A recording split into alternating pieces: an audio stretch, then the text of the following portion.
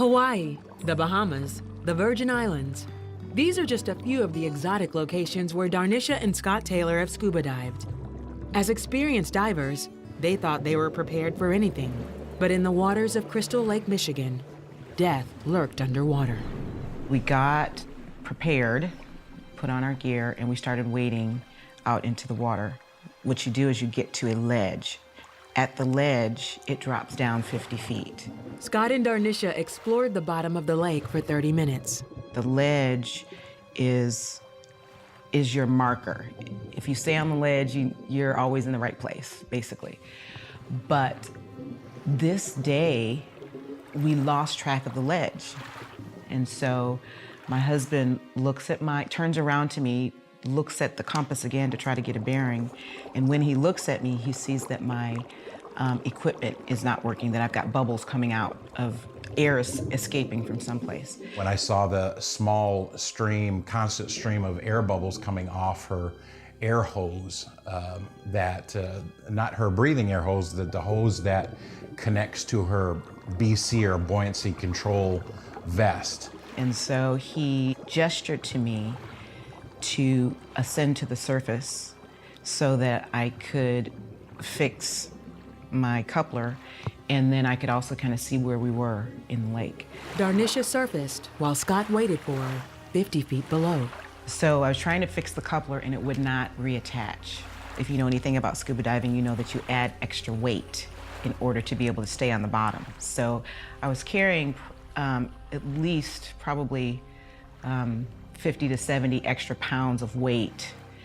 And I was fighting against that to stay on top of the water. At that time, I tried to start a clock in my mind to know that she's gonna do a safety stop, which is between 3 and 5 minutes, is standard in diving. And then she's gonna be on the surface and clasp it and then head back down. So I'm trying to run these numbers in my head because I know if it goes beyond this, there's something wrong. We need to call off the dive. I was starting to get winded and tired. So I thought, well, before I run out of air, let me fill out my BC manually, which is really the first thing that you're supposed to do. So I went to depress the valve to fill it up, and no air would go in. I was like, okay, this is not going to work. So I started really feeling like I'm in trouble. So I started praying, God, please send my husband to the surface. Please let him know that I need help. Darnisha struggled for several minutes. She had no more strength to stay afloat. I remember one of my final prayers to the Lord being, okay, Father, if this is your will, then I'm gonna trust you to take care of everything that needs to be taken care of. That was the moment I shut my eyes and said, okay, Lord, just help me to swim straight. And that's when I drifted off into eternity. Got up to the surface, but was kind of surprised when, as I went up, that she was not around or not hanging on the line. I did a 360 a couple times, looking around. So I started looking for air bubbles on the surface. I woke up on my knees in this place that was, the only way that I can describe it is it was a room, but it had no walls. It was just a wide open, bright space. It was so peaceful. It was very pure. In the distance, I could tell there was this great destination, this gateway, this place that people were entering into. I remember feeling like I was home, even though it didn't necessarily look like my house. It was a place that I knew I was welcomed. Darnisha saw other people in her vision, and one of them in particular caught her attention. We didn't talk, though, but we communicated. And it was as if she was asking me, are you coming? And I didn't know what to say. The anxiety started increasing there a little bit more.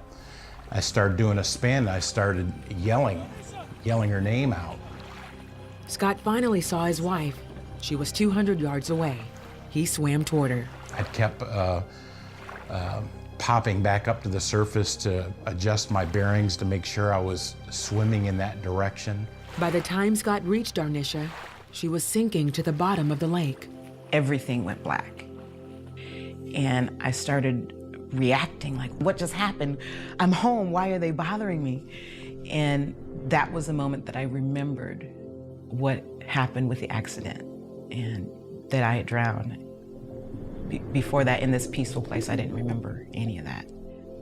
I remembered having to talk to myself and say, okay, I have a decision to make. And I remember actually having to specifically make the decision. Do I stay or do I come back?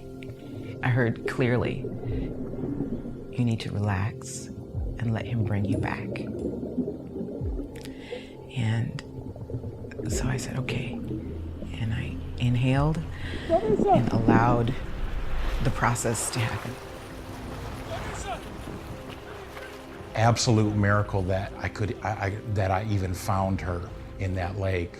So I had her, my arm around her, the back, and just pounding as hard as I could on her chest and breathed into her mouth. And that first breath, just the first air coming back out of her lungs, wasn't her breathing yet, was just horrifying because all I could hear was the water gurgling in her lungs.